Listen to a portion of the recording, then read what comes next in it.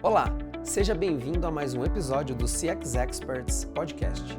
Eu sou Alex Pereira e serei seu host por hoje. Aqui vamos explorar o mundo do CX, trazendo cases inspiradores e conhecendo um pouco mais sobre alguns dos maiores especialistas em experiência do cliente no Brasil. Esse podcast faz parte do CX Experts, uma plataforma desenvolvida pela Solux que conecta empresas e pessoas a profissionais especialistas desse universo. Para encontrar o profissional é muito fácil. Utilize os filtros para encontrar o profissional por tema, por serviço ou por competência. Basta clicar em ver perfil, encontra as principais informações do seu especialista, preenche o formulário e se conecta com ele. Para se tornar parceiro também do CX Experts, para se tornar um especialista, no canto superior direito, clique em Ser Parceiro. Se você quiser saber mais sobre a plataforma, acesse o site cxexperts.com.br.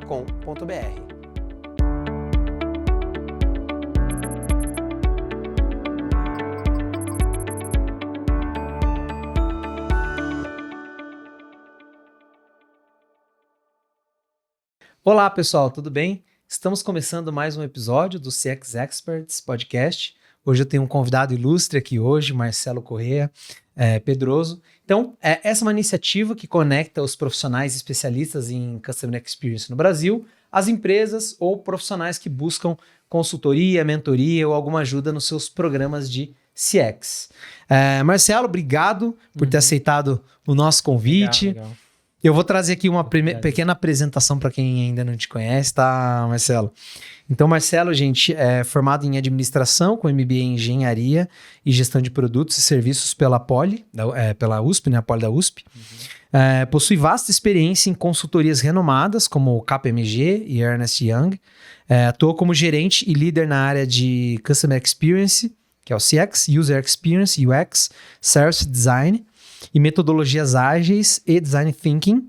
Sua trajetória inclui projetos em grandes organizações como Petrobras, Santander, Crefisa, SUSEP, além de prefeituras e empresas de menor porte. Especialista em pesquisa e criação de jornadas de serviços baseadas em processos organizacionais e tecnologia. Ele busca, por meio de iniciativas inovadoras em CX, transformar a experiência do cliente com foco em criatividade, inovação e tendências futuristas. A gente vai falar muito disso aqui hoje.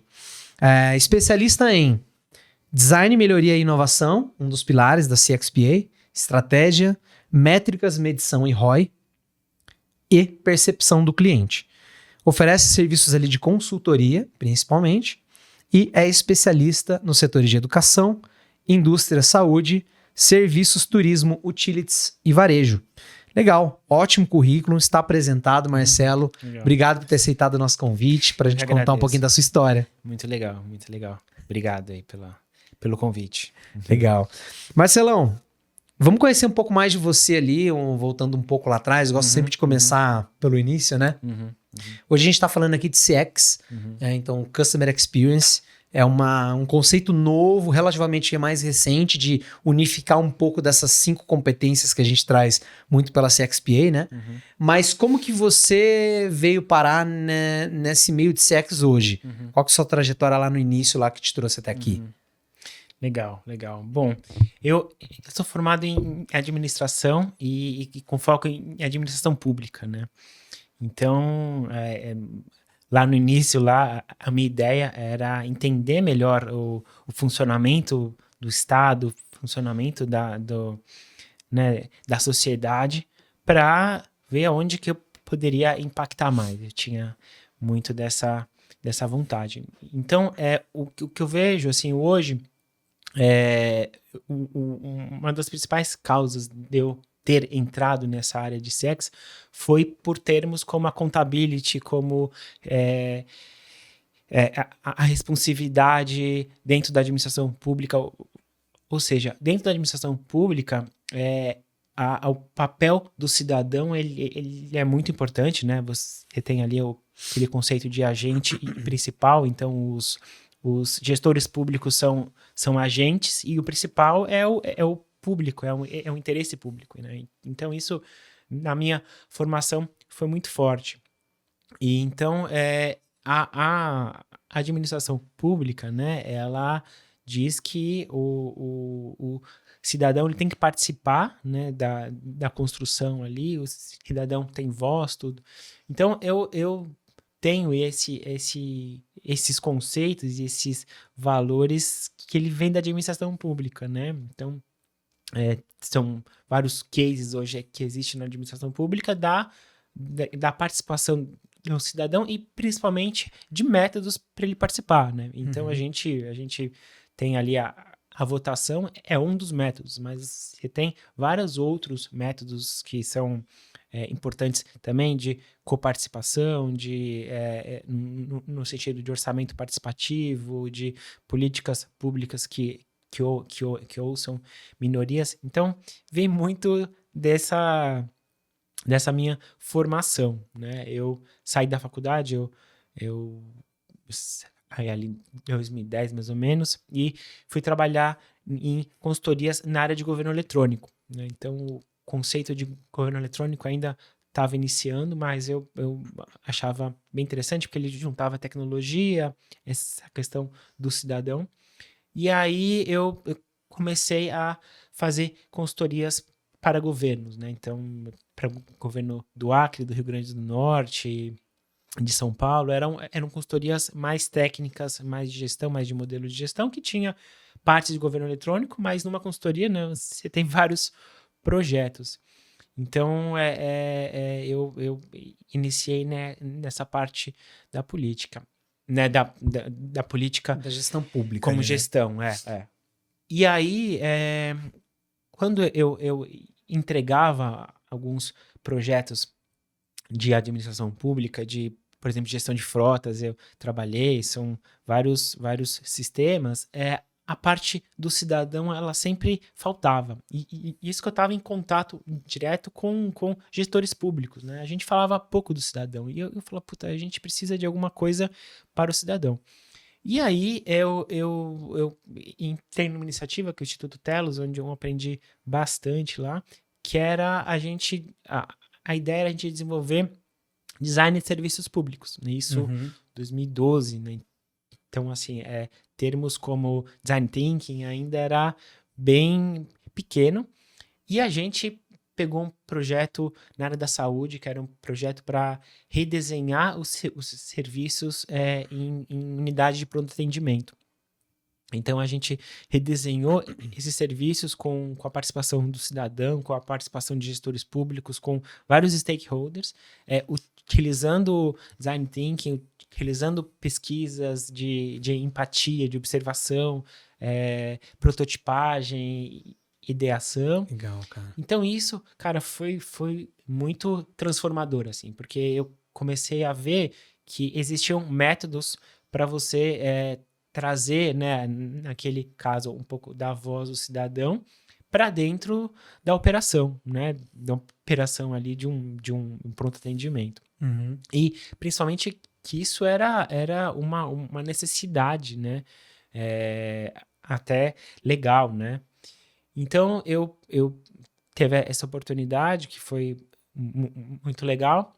Depois eu fui para a KPMG, onde eu comecei a trabalhar também ali com a parte de consultoria para governos. E aí eu teve uma iniciativa dentro da KPMG que era de inovação aberta.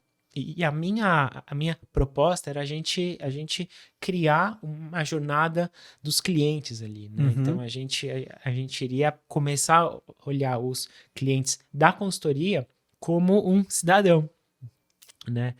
E isso ressoou bastante dentro da empresa, né? Uma empresa que ela muito grande, tem mais de 5 mil projetos por ano, assim, então tem muita coisa acontecendo, complexo, né? E a minha justificativa era algo que eu acho que é bem interessante, né? Se você pega no eixo Y ali a profundidade de contato que você tem com com o cliente, e no eixo X o tempo de contato que você tem com ele, e você pega os extremos, você percebe que empresas em que você precisa conhecer muito o cliente para prestar o serviço e ele passa bastante tempo com você, a experiência ela é fundamental, né? Então, o extremo oposto disso é, por exemplo, numa borracharia, né? Quando você entra na borracharia, o borracheiro vê que o pneu tá furado e você nem precisa falar muita coisa, tipo, É muito tá visível claro qual é o que você foi buscar você lá, precisa, é. E no extremo oposto são serviços mais de contato, de profundidade.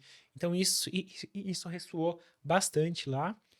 E aí a gente resolveu criar dentro da KPMG uma área de Client Experience que não tinha e eu liderei essa criação, né? Então migrei um pouco da área técnica para a área de marketing. Ali tinha um departamento de marketing de umas 50 pessoas, era bem grande, fazia bastante eventos, tinha muitas interações, mas isso eu não estava amarrado com esse tema de experiência. Então, lá eu assim, aprendi muito e precisei também ensinar muito, né? Porque eram termos ainda que existiam, mas na prática era um pouco mais difícil. Então, tanto que eu também fiquei de Agile Coach lá, porque a metodologia ágil, ela funcionava bastante nesse vamos testar, né? Então, tipo, o que vai acontecer? Não sei, mas vamos testar, vamos fazer um protótipo aqui rápido,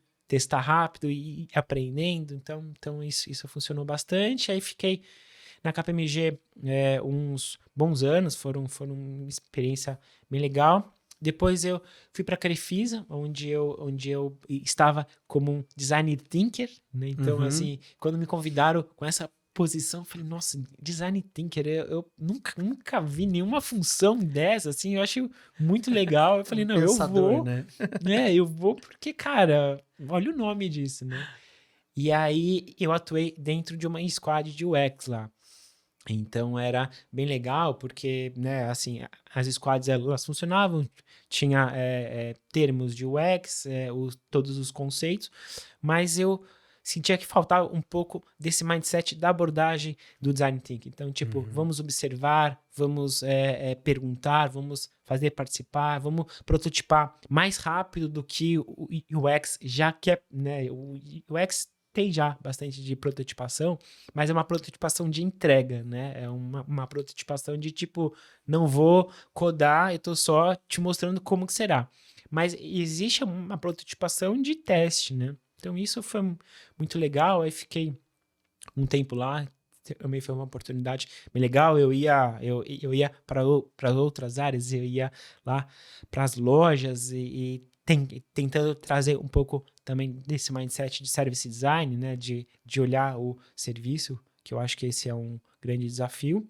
E aí depois eu fui para Ernst Young, onde eu atuei primeiro no setor de serviços, lá serviços financeiros, onde a gente atendeu algumas organizações do setor financeiro e também de seguros. E aí eu fui depois para a área de design, onde foi assim uma oportunidade muito boa, onde eu aprendi bastante, onde eu atendi ali a Petrobras, eu liderei a equipe de UX dentro de um projeto de 500 pessoas, então era um projeto de implementação do SAFe, né, que é uma metodologia, acho que é um método, uma certificação do ágil. E aí, com esse chapéu e principalmente com essa bandeira do UX, né? Então, o UX foi muito transformador, eu acho, nessa iniciativa. Isso com o aumento do interesse da Petrobras em utilizar isso no desenvolvimento de sistemas, né? Então, antes eles tinham, mas eram muito pouco, e principalmente para iniciativas novas. Então, eu ajudei ali a pensar o UX desde a concepção de um sistema novo, mas também, principalmente pelo redesign, né? Então, a gente repensar o que já estava funcionando. E o UX, ele tem componentes que para o CX é muito importante, de usabilidade, né, de menos esforço, Atrito, né? de atrito. Então, dentro de sistemas ali, se você tem um olhar e uma maturidade de UX grande, o seu sistema ele não precisa de instruções, né? Você entende ali como que ele funciona. A partir desse momento, você deixa de usar sistemas paralelos para usar aquele sistema. Então, ele se torna mais confiável, né? Então, dentro das organizações, ter dados confiáveis, né? Ter bases confiáveis e acessíveis é muitíssimo importante. Então, foi bem legal. E aí é isso, eu acho que, né, esse é um resuminho, né? Vamos ver se eu consegui captar tudo, eu fui só ouvindo aqui, né? Não, fica Então, Marcelo, você começou lá numa formação de gestão pública, de administração pública, você conseguiu, então, ali percorrer um conhecimento onde você consegue criar políticas públicas, porque a própria administração pública ela depende de participação do cidadão. Então, é um trabalho de juntar várias cabecinhas que vão trazer, cada um com uma cultura, uma persona diferente e que vê aquele problema de formas diferentes, para você pensar em uma política pública que vai funcionar para todos.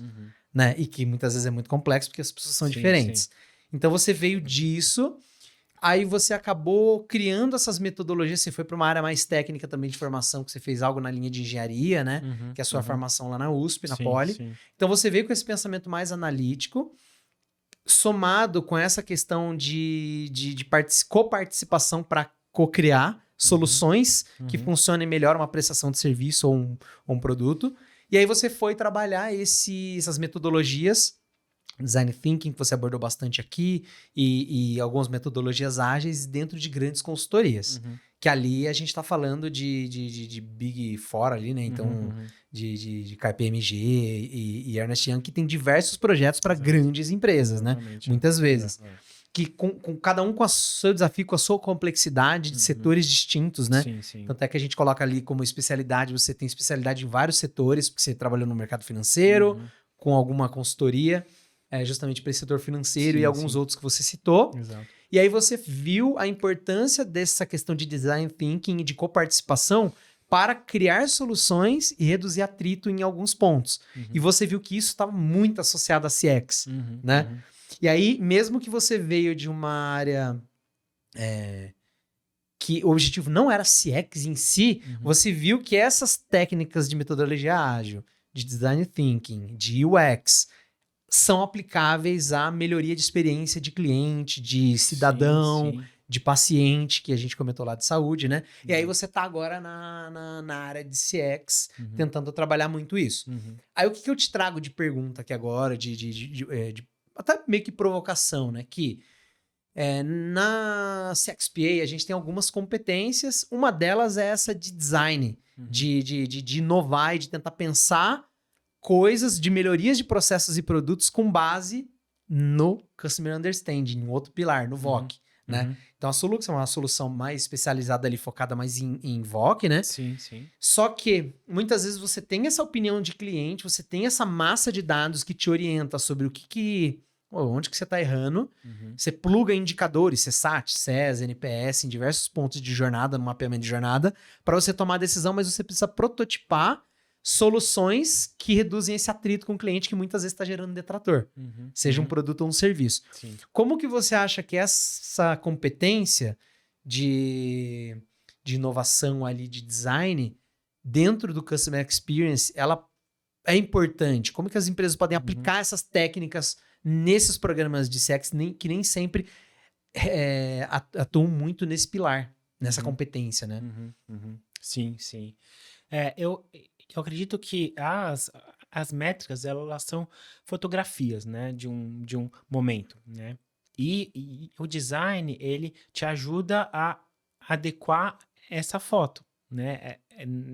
Na verdade, ele é um pouco da câmera, ele é um pouco do cenário onde a foto vai ser tirada. Então, se você tira uma foto de um ambiente, sei lá, né, com poucas coisas, você tem imagem. Com um ambiente mais transformado, você tem outra imagem. Então, acho que o design, ele é esse pensamento de projeto que te possibilita criar o que o seu usuário vai precisar. E a partir disso que você tem as métricas, né? Então, eu acho que elas se combinam muito bem, são necessárias hoje, mas eu vejo o design como essa capacidade de ouvir, essa capacidade de observar, essa capacidade de co-criar. Eu acho que, né, os serviços hoje, eles estão muito mais complexos, eles têm camadas, eles têm diversos pontos de contato que são perdidos no tempo. Então, o pensamento do design, ele te ajuda a olhar isso como um todo, né? Então, acho que ele é, assim, muito importante, né? Eu vi em várias organizações, já, aquele tipo de pensamento que é em caixas. Então, tipo, eu faço essa parte do atendimento, mas a gente, como cliente, a gente não quer saber por que aquilo é daquela forma. A gente quer nosso serviço da forma que a gente espera, da forma que a gente tem nossa expectativa, né? Então, o design, ele vê essa necessidade do cliente, ele consegue organizar isso dentro de uma gestão do conhecimento, ele consegue trazer outros agentes que têm visões diferentes e que se conectam com a possibilidade que aquela organização tem de oferecer um tipo de serviço, ele prototipa algo, né? Então eu vou testar para a gente não errar caro, e você consegue mostrar de uma forma mais rápida um serviço novo, um produto novo. Você consegue ter depois métricas de que o seu o usuário está satisfeito. Então, ela é essencial para a construção dessas jornadas, porque senão você vai construir algo que tem diversos pontos de vista, mas que para o cliente ou, né, para o usuário não tem uma fluidez, né? Então, quando você está dentro de um serviço, você espera que aquele serviço ele seja fluido e constante, né? Não, eu fui muito bem atendido num momento de venda e depois, a hora que eu vou usar, ninguém nem me olha na minha cara, né? Então, acho que ele ajuda bastante isso.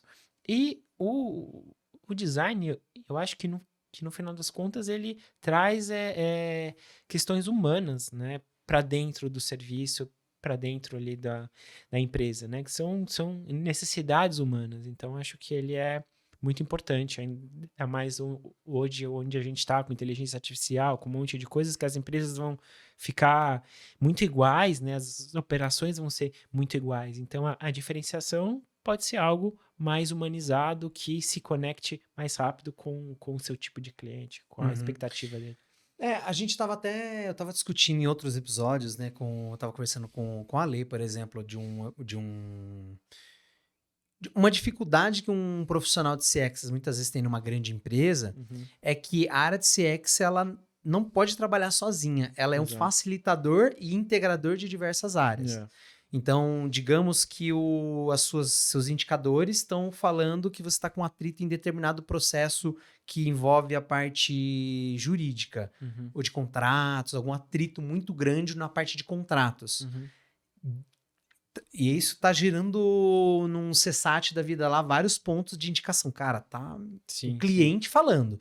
O papel, muitas vezes, do design e do profissional de CX é trazer essa voz do cliente para tirar da boca dele o argumento. Eu falo assim, não sou eu que estou falando, é o cliente que está falando, e ele está falando de uma área que tem a ver com a sua. Vamos co-criar jurídico, segurança e CX. Vamos co-criar um desenho para facilitar essa jornada que está gerando atrito para o cliente. Porque muitas vezes uma melhoria em alguma área, ela esbarra numa outra área que a pessoa acha que está tudo certo na área dela, né? Então, às vezes, é uma área de segurança de um banco, por exemplo, que você gera diversos atritos com o cliente porque tem uma premissa de segurança que a área de segurança traz. Vai virar um uma queda de braço entre a área de segurança e a área de melhoria, que é a área de CX está tentando trazer a voz do cliente que ele está apontando. Colocar todo mundo numa sala multidisciplinar para poder pensar numa solução juntos é um trabalho de redesign de uma jornada, né? Sim, sim. É um trabalho de facilitação, né? E de redesign, né? E que assim, a gente percebe que os tempos são muito melhores quando você faz isso. E também a satisfação, e aí entra outras questões do employee experience, né? Da experiência do funcionário de participar daquilo decisão, que ele presta. Isso é também muito legal, né? Então, eu vejo essa importância do design. A prestação de serviço, ela ocorre em pontos de contato e em camadas, né? Então, você tem camadas de tecnologia, você tem camadas de processos, você tem camadas de política.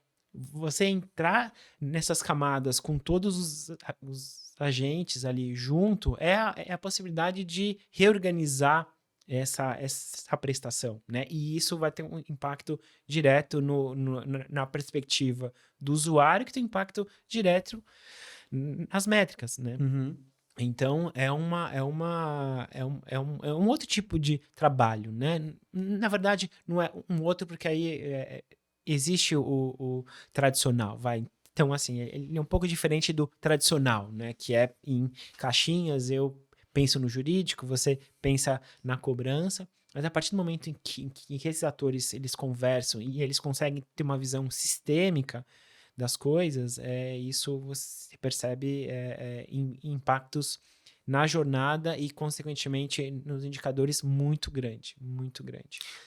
Então eu trouxe esse ponto, né, porque a gente vê, esse é um caso, né, de um time de CX que já tem a voz do cliente, ele já sabe o que o cliente está apontando, mas ele tem essa dificuldade de implementação, porque ele não tem caminhos claros de como ele vai redesenhar aquilo ali para ele trazer de uma forma clara o impacto que aquela mudança ou aquele investimento teria na experiência. Ele vai falar assim, o que vai justificar eu reduzir tal coisa, eu aumentar o número de caixas no meu supermercado, eu aumentar o número de banheiros a gente estava conversando sobre isso no outro episódio, na balada, porque mulher demora mais tempo numa balada, por exemplo, para usar um banheiro do que o homem. Então, mas normalmente você vai ver uma arquitetura de uma casa noturna e tudo mais, ela é dimensionada por igual, né? Você tem lá banheiros femininos e masculinos, você tem 2 aqui, 2 ali. E você tem um mictório ainda que é expresso, né? Que é mais expresso. rápido. E aí você fala, mas espera aí, qual é o tempo desse e qual é o tempo daquele? Vamos medir, vamos co-criar para a gente entender se a insatisfação entre as mulheres que a pesquisa está apontando não tem a ver com o design da arquitetura de onde a gente oferece a experiência. Né? O caso de tempo de fila em supermercado, a gente vê que é muito claro isso, né? Então, demora muito. Será que o dimensionamento da escala dos funcionários e os horários para o pico que tem tá dimensionado com um número de caixas em cada horário e tudo mais? Então, isso é um trabalho de redesign que muitas vezes a pesquisa vai apontar, o cliente está apontando, mas o gestor de CX tem dificuldade em implementar processos com base nessa voz que vai trazer uma rentabilidade, redução de tempo, diminuição de time para operacional, para reduzir custo, né? Sim. Perfeito. Isso é muito importante. E o conceito de serviço ele é uma coisa que não é estocável, né? E você presta o serviço naquele momento. Então é muito difícil. Você tem que ter um entendimento do seu fluxo, da necessidade do seu usuário, da sua capacidade, né, de operação ali muito grande, né? E às vezes são pequenas coisas que mudam, assim, sabe? E isso que eu acho legal, assim. Eu lembro num pronto atendimento, a gente fez um protótipo de um atendimento, né?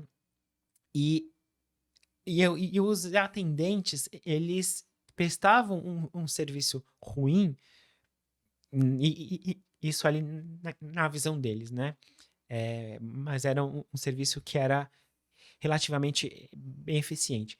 Mas eles não eram muito, vamos dizer, muito amigáveis, assim, porque o usuário vinha com uma energia muito grande de uma urgência, assim, eu preciso ser atendido agora, não sei o quê, e isso, né, os atendentes eles são pessoas, né, eles são humanos ali, eles também se impactam com essa carga emocional que o paciente vinha. Aí a gente fez um teste, a gente colocou espelhos atrás dos atendentes. Então, era uma forma do paciente ver a raiva que ele estava naquele momento e se perceber, né? Obviamente, ali a gente precisava de um tempo maior, mas, assim, em observações, isso mudou um pouco dessa dinâmica, né? Cara, que impressionante, Então, né? assim, cara, eram insights que vinham dos atendentes, dos pacientes, de diversas formas que a gente aplicava e eram coisas simples às vezes, né? A gente não precisava de sistemas e tal, mas é o que eu falo da humanidade, né? De trazer insights humanos da psicologia para dentro do serviço. Então, isso é muito legal. Eu me interesso bastante por essa parte do comportamental, né? Então, foi muito legal, assim. Foi Legal. Ô Marcelo, e pegando essa experiência que você teve, principalmente com grandes consultorias, com projetos diferentes, qual que você sentiu que é uma dor comum entre todas essas áreas, falando de CX nessas grandes empresas, que as empresas mais erram ou menos exploram nessas metodologias ágeis, na parte de design de processos, design de produtos, design de serviço de modo geral ali, né? Que você fala, cara, essa é uma técnica que ela é simples, ela poderia ser aplicada, mas em grandes empresas é muito difícil, ou por cultura, ou por complexidade, falta de prioridade, falta de integração entre as áreas. O que você vê que é algo muito comum entre essas grandes empresas? Cara, eu acho que a cultura, né, ela é muito importante. Então, como que a gente está acostumado a ver nossos problemas e tratá-lo. Então, assim, eu via culturas bem diferentes. Então, em organizações menores, é uma cultura mais resolutiva, sem muito convencimento. Em organizações grandes, você já precisa convencer um monte de gente, você já precisa convencer. Então, a parte da cultura, né, do problema, assim, cara, acho que são vários, assim, eu pensava isso muito, assim, né, qual que é o diferencial, mas eu acho que é a cultura e a maturidade, né? Eu acho que tem empresas que ainda estão descobrindo, puta, a gente tem que ouvir nosso cliente. Tem outras empresas que já estão com processos de escuta, tem outras empresas que já estão com processo de redesign baseado nessas escutas, tem outras empresas que isso já está na estratégia, né? Eu acho que é isso. Tem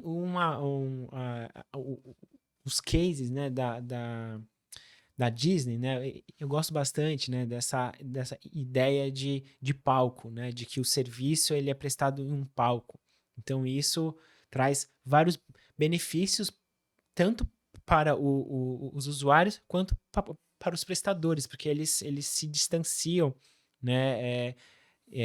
Enquanto pessoa, né? Ele ali, ele é um personagem e ele precisa te dar, sei lá, que você fique feliz, né? Então, são alguns valores. E o que eu vejo é que para uma organização chegar nesse modelo, né, de entender que o serviço está dentro de um palco, que é personagem, ela precisa de uma maturidade muito grande, né? Ela precisa de uma cultura de inovação, precisa de uma cultura de comunicação. Acho que isso é também muito importante, né? Como que as pessoas se comunicam, como que as ideias novas elas são tratadas. Então, acho que eu vi muitas organizações de diversos tamanhos, organizações públicas, assim, são muitas diferenças. Eu acho que não tem único elemento. Eu sei que é difícil a gente responder isso, mas, cara, não existe bala de prata, sabe? Então, você tem que olhar a cultura, processo, tecnologia, comunicação, a hierarquia, como é que funciona. Nessa vivência, né, atendendo setores muitos setores diferentes, diversos, né? Tanto de pequeno porte ou a grandes empresas enterprise de grande porte, em setores diferentes, a gente sente que, pelo menos eu falo por mim, né? Eu sinto que, do mesmo jeito que existem silos internos, que a cultura tem que, de alguma forma, tentar quebrar, às vezes a própria empresa, ela se coloca no silo do setor dela. Então, por exemplo, não, eu sou empresa do financeiro. No financeiro uma característica nossa, é assim. No setor automotivo, é assim. Todos consomem da mesma pesquisa, é o mesmo processo, é o mesmo formato. E elas têm muita resistência em tentar olhar para um setor que muitas vezes ele é mais maduro, porque a característica daquele setor fez com que essa parte se desenvolvesse mais rápido. E, não, mas nossa empresa é centenária, no setor da indústria aqui a gente, domina. Só que ela poderia muito aprender com varejo, sabe?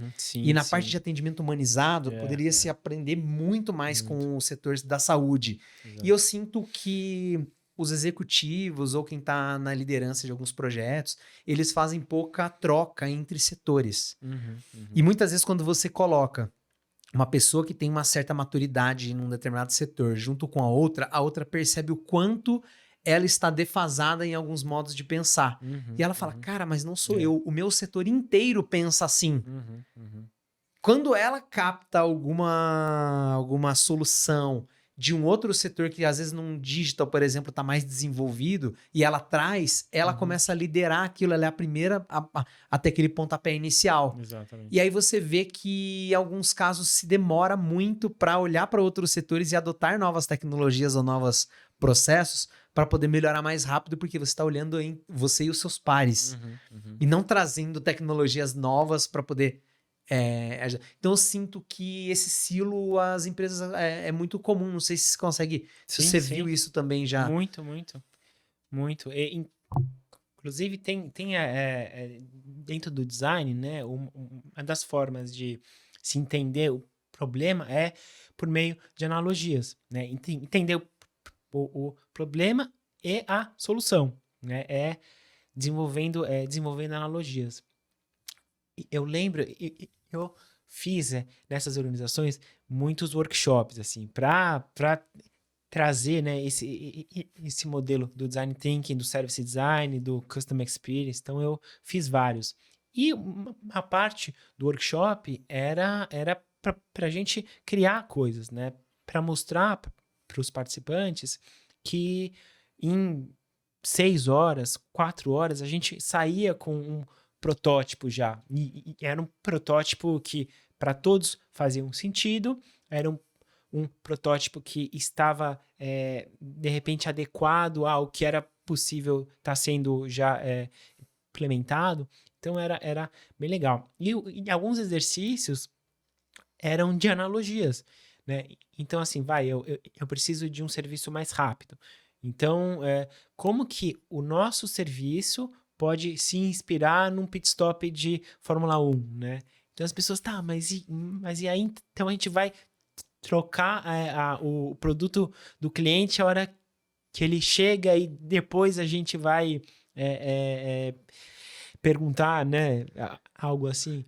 Então, assim, eram exercícios lúdicos e que as pessoas riam no começo, não sei o quê. Mas depois de um tempo, você via que era um exercício que possível, né? É possível, que é muito saudável e que muitas vezes duas pessoas que trabalhavam juntos ou em áreas separadas, mas se conheciam, elas falavam, puta, eu não imaginava que você achava isso, né, essa dificuldade também, que você tinha essa ideia, né?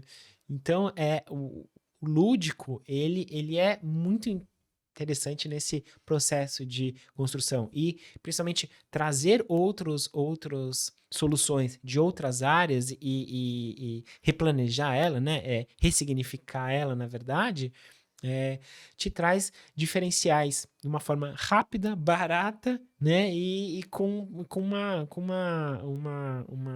um benefício das pessoas criarem juntas, elas trabalharem juntas. Então, é bem legal. Legal, eu já acompanhei alguns cases também desse tipo de cocriação, workshops e tudo mais, que eles trazem para quebrar muitas vezes algo que você já preveu que aconteceria, digamos, um atrito entre áreas e tudo mais, traz algum profissional de áreas totalmente distintas, assim.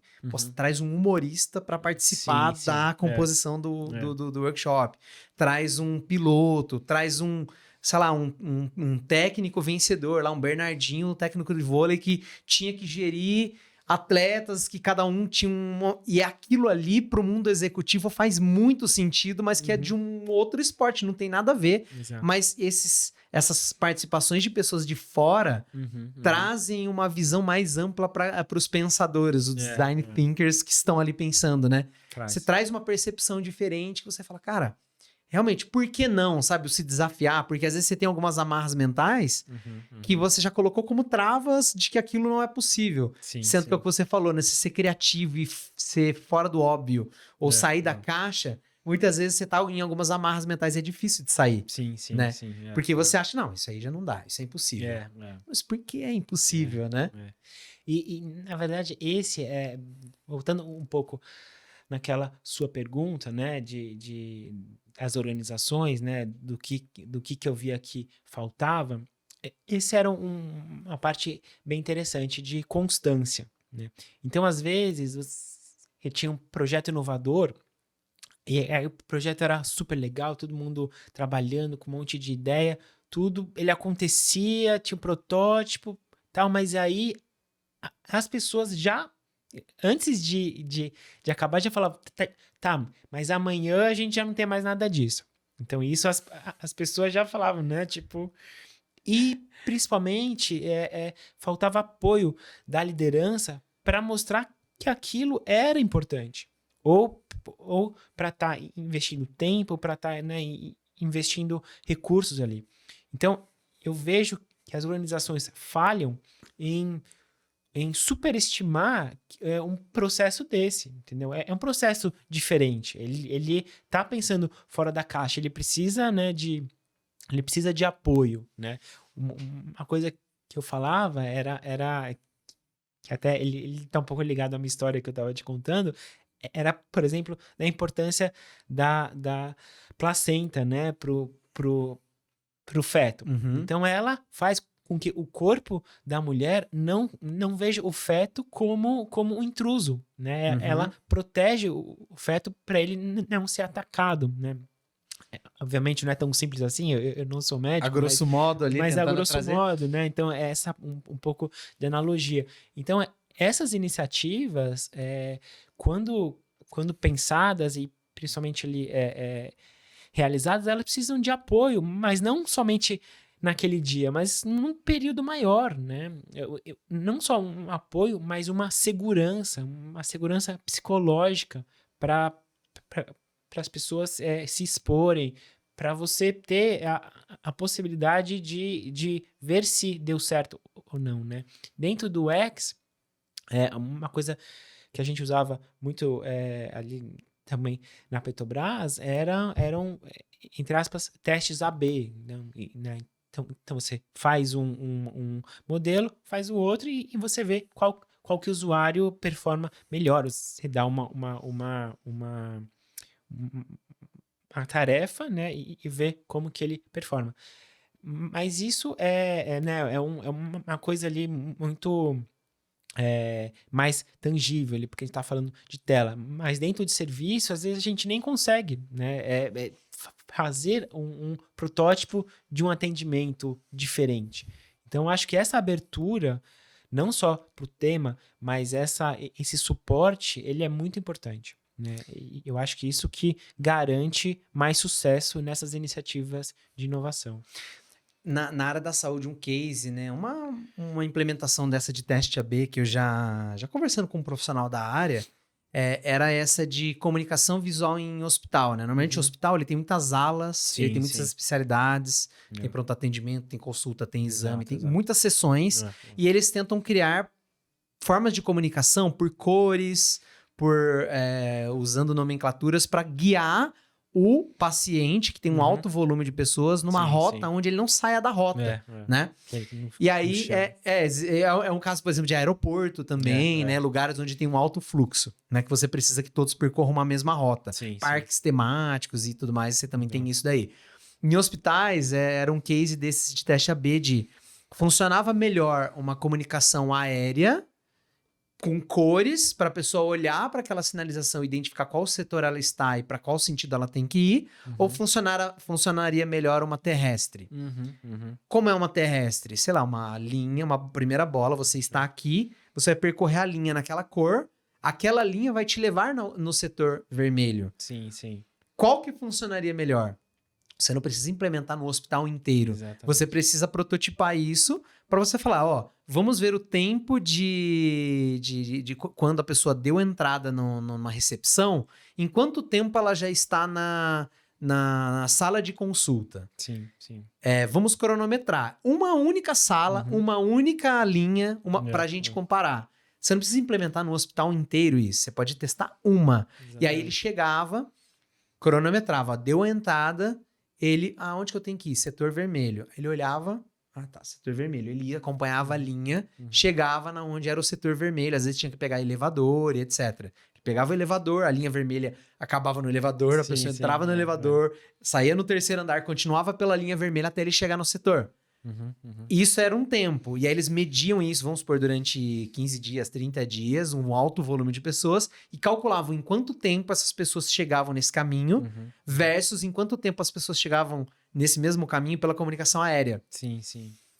A partir dessa percepção de um teste AB, você conseguia traçar qual é o melhor custo-benefício, sendo que sua principal prioridade para aquele desafio era tempo.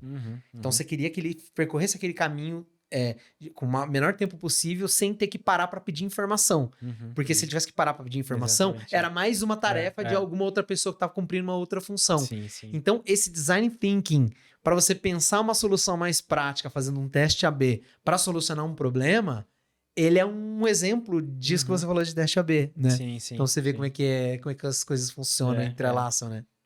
E é muito rico, né, cara? E você, às vezes, você descobre coisas que estão além da comunicação, né?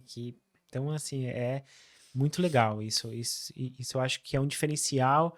Eu gostaria muito que as empresas se abrissem mais para essas possibilidades, né? Legal. Sim. E é por isso que a gente está aqui, né, Marcelo? Então, a gente está aqui trazendo o Marcelo Pedroso, gente, especialista em experiência do cliente. A gente falou muito aqui de design de serviços, né, de service design, desse pilar, dessa competência ali da CXPA, né, que está dentro das 5 competências ali de Customer Experience. Você falou bastante de UX, nessa parte de digital, tem muito disso também, onde tem várias técnicas para você implementar isso. E a gente trouxe aqui um pouco, gente, desse conhecimento do Marcelo, que como especialista, né, tá lá no nosso site cxexperts.com.br. Tem o perfil do Marcelo lá, você pode conhecer um pouquinho sobre ele. Esse episódio também vai ficar lá no perfil dele. Para se conectar, a gente convida então vocês para se conectar com o Marcelo. Ele oferece ali, né, Marcelo, consultoria. E você que tem uma empresa que está buscando e está com esse desafio de tentar usar um pouco desse conhecimento, ou tá com essa dor, pode contar ali com o Marcelo para poder encurtar, né? Ter um atalho nesse seu caminho para você conseguir sucesso aí no seu programa de CX. Marcelo, mas conta um pouco aí que serviço que você está oferecendo, como é que faz contato com você. Tá, então a gente tá com uma iniciativa que ela chama CX Next, e a tese principal é que aumentando a maturidade de CX, você consegue repensar jornadas de serviço melhores, que se conectam mais com os usuários, né, e os clientes de uma forma mais emocional. Então, conectar o seu serviço com a necessidade que aquele usuário tem daquele serviço e com a expectativa deles. Eu acho que isso traduz bastante o que é uma experiência, né? E que aumentando, né, a maturidade de CX, você consegue desenvolver essa jornada, e desenvolvendo essa jornada você aumenta o valor daquele cliente pelo tempo de vida dele dentro da sua empresa, né? Então, a gente ter essa maturidade como meio para que o cliente ele consuma mais, né? Ele aumente o ticket por mais tempos de serviço. Então a CX Next, ela trabalha com essa tese, que aí são dois principais abordagens ou serviços, que é uma de maturidade em si, onde a gente ajuda a trazer o tema para dentro da organização e principalmente linkado a dados, né, a números, a indicadores, e aí acho que a Solux é uma parceria que vai ser muito importante e que a gente está contando muito com ela.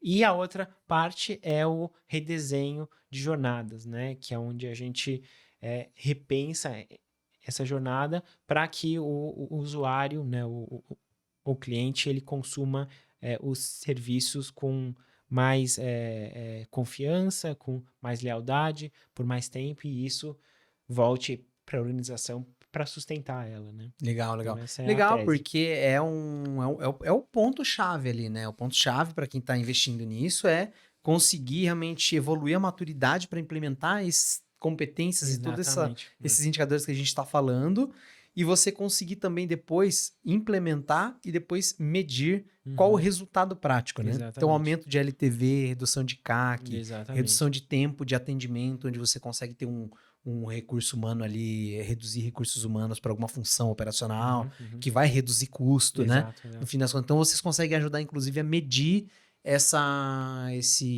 aumento de LTV e redução de CAC com esse processo, né, de consultoria. Esse é onde a gente quer mirar, assim, em aumentar LTV e reduzir CAC. Eu acho que isso, para as empresas, é um indicador muito importante. E esse é um tipo de indicador que ele é consequência, né, de uma boa jornada, né, de um bom serviço. Então, acho que ele é um foco bem importante, né? E ele também ele conversa com toda a organização. Então, acho que são dois indicadores que são bem legais de ter como foco para justificar a inovação, a consultoria, os projetos, e também para justificar o investimento ali, né? Legal. Marcelo, obrigado por ter aceitado o convite. Muito legal. Seja abraçado aí pela Solux nas suas iniciativas, como parceiro aí, como especialista parceiro. O projeto novo aí, o CX Next também, que você acabou de trazer aí, vai trazer muita agregação de valor a muitos clientes da Solux ou empresas que estão no mercado buscando que tem essa dor, né, e estão buscando essa solução. Então, gente, se conectem com o Marcelo lá no CX Experts, tem um formulário lá. Se você preencher, você vai se conectar diretamente com ele. Conte com a Solux também para poder te ajudar nos seus desafios que vocês têm aí. E a gente tem aí uma lista de vários especialistas que a gente está trazendo aqui, cada um com uma competência, com uma skill ali, que podem te ajudar de acordo com o seu desafio, tá? Marcelo, obrigado pela presença, por estar aqui com a gente. Show. Não, muito legal, eu agradeço bastante aí, espero que tenha ficado claro, né, as ideias e esse propósito aí de transformação. Boa. É isso, gente. Então, a gente finaliza aqui mais um episódio do nosso CX Experts Podcast. Estive aqui com o Marcelo Correia Pedroso, da CX Next, que é especialista em algumas competências que a gente listou ali no começo, né? Mas principalmente ali o pilar de design, tá? Das competências da CXPA. Então, esse episódio fica disponível lá na página do Marcelo no cxexperts.com.br. Fica disponível em áudio e vídeo no canal do YouTube da Solux e em áudio nas principais plataformas de streaming. E aí a gente está falando de Spotify, Deezer, Google Podcast, Apple Podcast. E se você quiser também se tornar um especialista em CX e fazer parte aqui do site, entra lá também, quero ser um expert, converte lá, manda lá para a gente seus dados, a gente vai fazer um processo seletivo ali, fazer contato com vocês para a gente poder entender se você consegue ali agregar ali as empresas de CX no Brasil para poder fazer parte desse nosso ecossistema que a gente está criando, tá bom? Então, é isso. Obrigado, Marcelo. Show. Gente, ficamos aqui com mais esse episódio do CX Experts Podcast e até a próxima. Muito obrigado.